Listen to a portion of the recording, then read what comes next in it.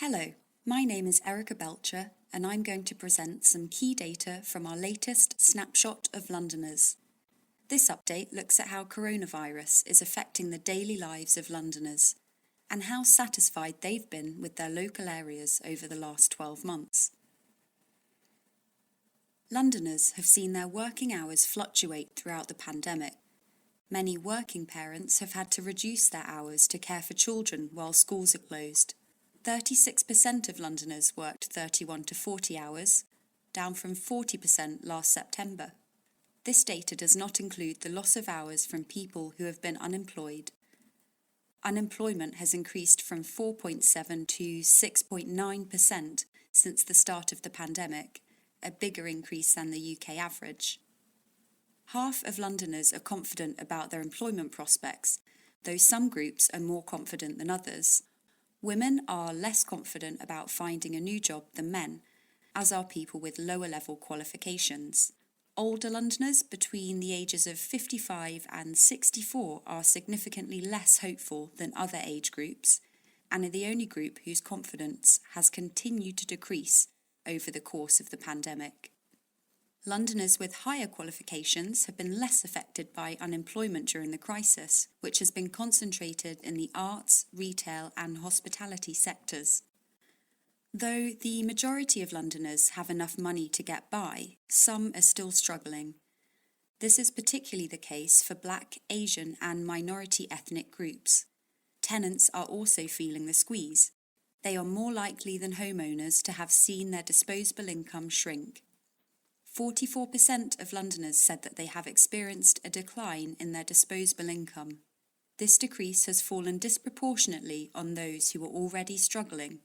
Since September, the gap between men and women reporting a decline in their disposable income has widened, as well as the gap between white and Black, Asian and minority ethnic Londoners.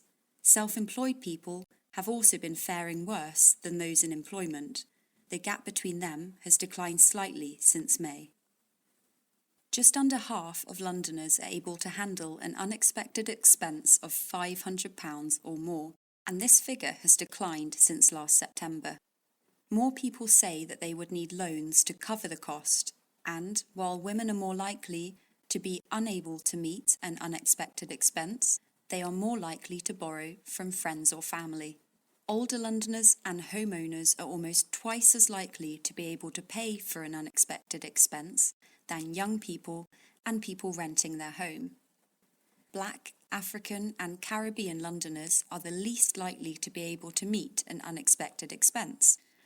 Those that can are more likely to borrow from friends and family than from a bank. Only 10% of Black, African and Caribbean Londoners would borrow from a bank, compared to 26% from family and friends.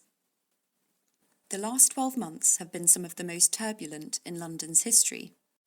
People have been leading very different lives, and many have been spending more time in their local neighbourhoods than they ever expected. At the start of the new year, we asked Londoners how satisfied they've been with their local areas and the services that they provide. Older Londoners are happier than young people with their local public realm. 72% of people aged over 55 are happy with local parks and public spaces. More Londoners are socialising outdoors, and it's important that London's public realm is designed for all age groups and needs.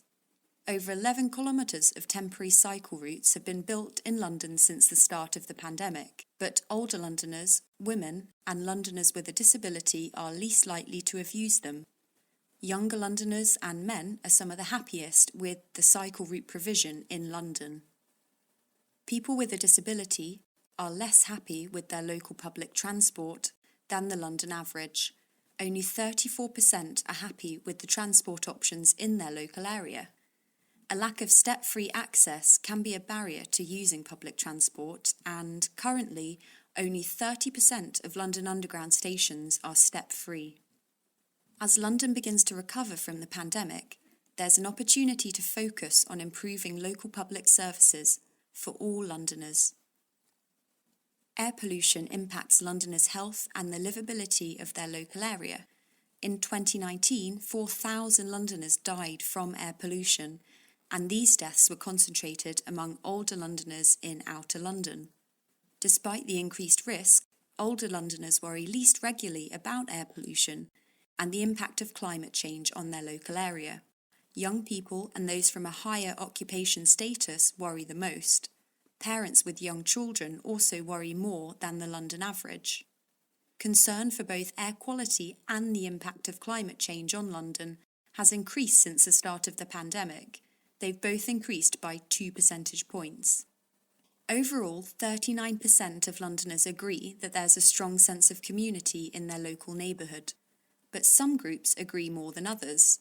Homeowners and parents with children are more likely to feel a strong sense of community in their local area. Different ethnic groups have different experiences of belonging to their local community. Black, Asian and minority ethnic groups are more likely than white Londoners to feel a strong sense of community. And interestingly, this feeling is highest among Londoners from multiple ethnic groups. People living alone are less likely than those living with others to feel a strong sense of community. They are also least likely to talk to family members, friends and neighbours, which can put them at risk of loneliness and social isolation.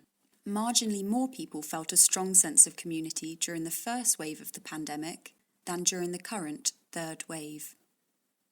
Thanks for listening. This issue has been produced with the London intelligence research partner, Savanta. Stay tuned for our next update in the spring and get in touch with us if you'd like an in-depth look at our data.